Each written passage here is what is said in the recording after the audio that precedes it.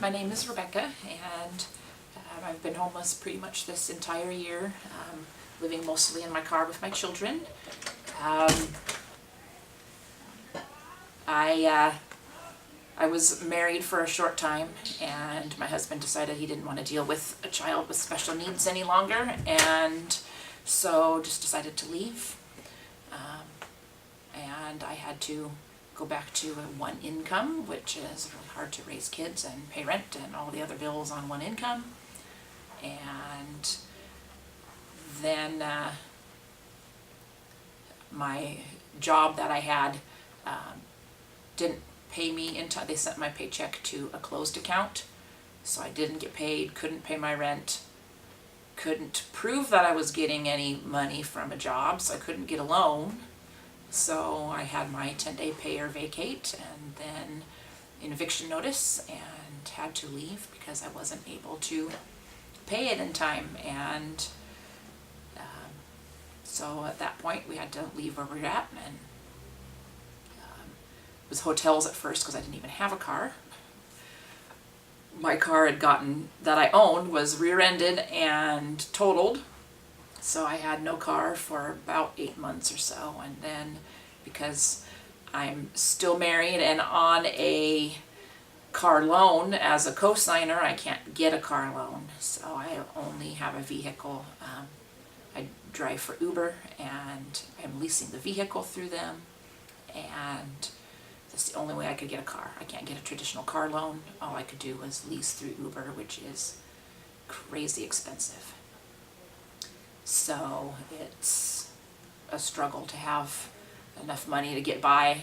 We've been sleeping in that same car. Otherwise I would give that car back, and because that's how expensive it is, and financially it'd be easier to give that car back. But then there goes the roof, there goes the job, and so I just kind of struggle with it, and it's hard.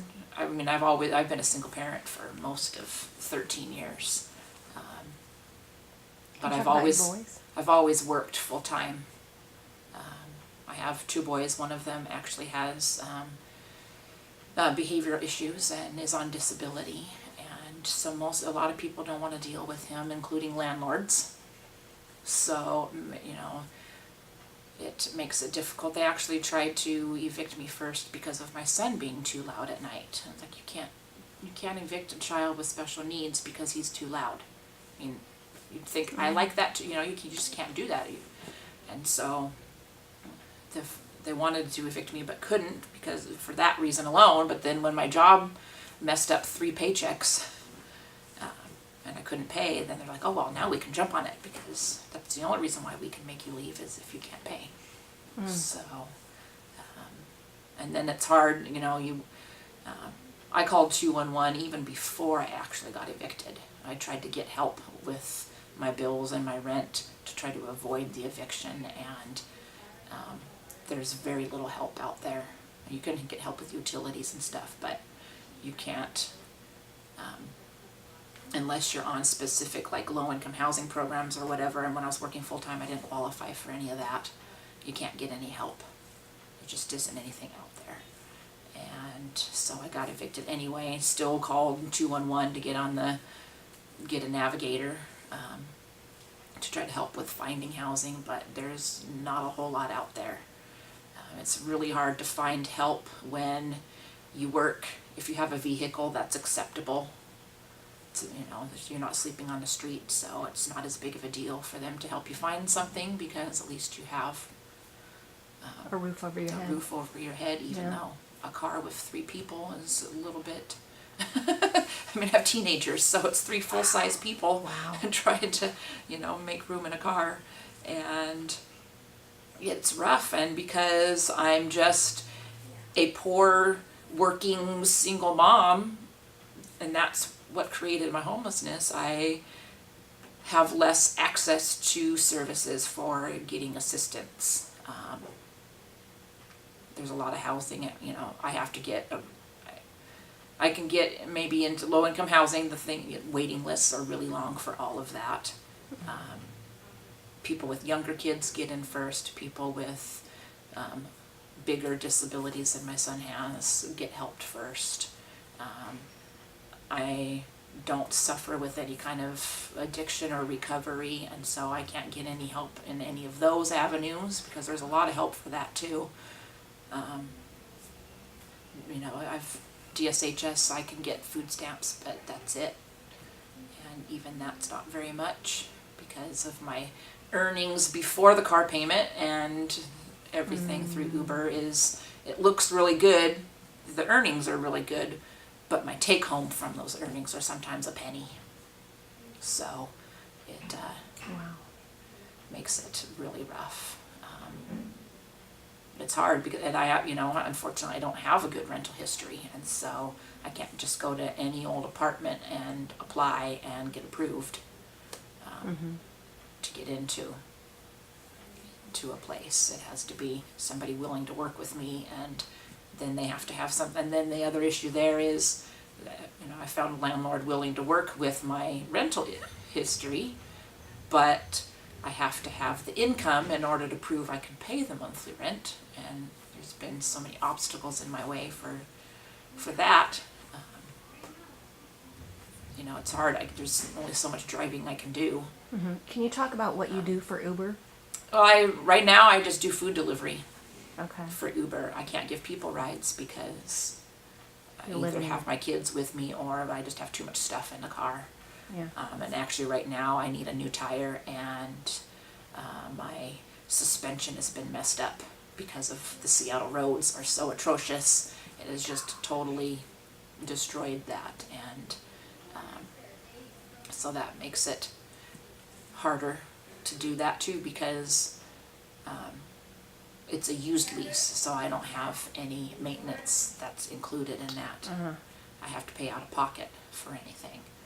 And it's like, well, once you pay, as much as I have to pay for just leasing the car to begin with, and then I have to pay for gas. And my cell phone, luckily I have a very inexpensive cell phone. I've decreased that bill as much as possible, and that helps a lot. But I can't work as many hours because of the time frame, because I'm always having to, drop the kids off or pick them up or take them with me. And they get bored. They don't want to sit in the car for hours and hours and hours while I'm, driving around picking up food. So I do that. I'm doing that enough right now just to keep the car. But I need to do more to actually have, I need to actually have money left over and not just make the minimum. Make some savings. So I'm looking for another job that I can do part-time, so that I can actually have, so that I can do Uber to pay for the car and not worry about really getting too much money from that besides paying for the car, and then have another job where I actually can use that money for, say, rent. But I have a health condition that prevents me from any prolonged standing. So I did retail for 25 years, but I can't do retail as a job because I can't stand for long periods of time. So that's your work history is That's primarily retail? Yeah. Wow. So, there are some things that I can do. There's some customer service jobs out there that are sitting at a desk and doing that. So I'm looking into some of that too. Good. What do you see on the horizon at this point? Are you just kind of waiting to find a job, like just looking for a job, or? Yeah, I'm looking for a job. So I have that. I really need to get into housing, except just, again, the really hard part for that is there being openings, and Right. so just playing the waiting game. A lot of it is the waiting game. Even with some of the jobs that I've applied for, I've been, it's just the waiting game, waiting to see if something opens up that I can do. Yeah. And so Is there one anything day, else? 1 week at a time. Yeah. Sometimes that's just the way it has to You know, go. take care of today, and then when tomorrow comes, I'll take care of tomorrow. Right, right. Is there anything else you want to add about your situation, or what about Esther's? Do you come here every day? I Or? come to Esther's just about every day. In the summertime, I was definitely coming here every day, even with the kids, for just the camaraderie, the support. There's a lot of people in similar situations and all kinds of different situations, but all dealing with essentially the same thing, and that's always comfortable. And then I'm very appreciative of being able to have coffee and eat, and Yeah. you know, because the food stamps only go so far, and so it helps. It helps a lot knowing that during the day there is Right. somewhere that I can go and Awesome. not be stuck sitting in a car 24/7, or you know, because I'm not Can't supposed to do imagine. I'm not supposed to sit for hours on end either. You know, can't Oh. stand for a long time. Can't, you know, Right. still got to extra, you know, because you know, if you sit, Gotta then your move around. circulation doesn't. Right. Well, no. I Move mean, around no one. either, and Even if you everybody- don't have any, kind of disability, still nobody should Right. be doing that. And so, Yeah. but yeah, I definitely, now that the kids are in school, now I can drop them off and then come to Esther's on my own, and it's even more relaxing. Yeah. Yeah. You know, Great. it's a comfortable place to be. That's more like, you know, being able to, it's more like being home, Yeah. you know, Yeah. instead of being stuck in a car all the time. It's more like, you know, I can sit on the couch, I can listen to music, I can, Yeah. you know, watch movies and Yeah. read a book Yeah. like I would be doing at home. Yeah. That's great. So I definitely appreciate that Yeah. That's a great. lot. It's a good place, and I talk to a lot of people about it, you know,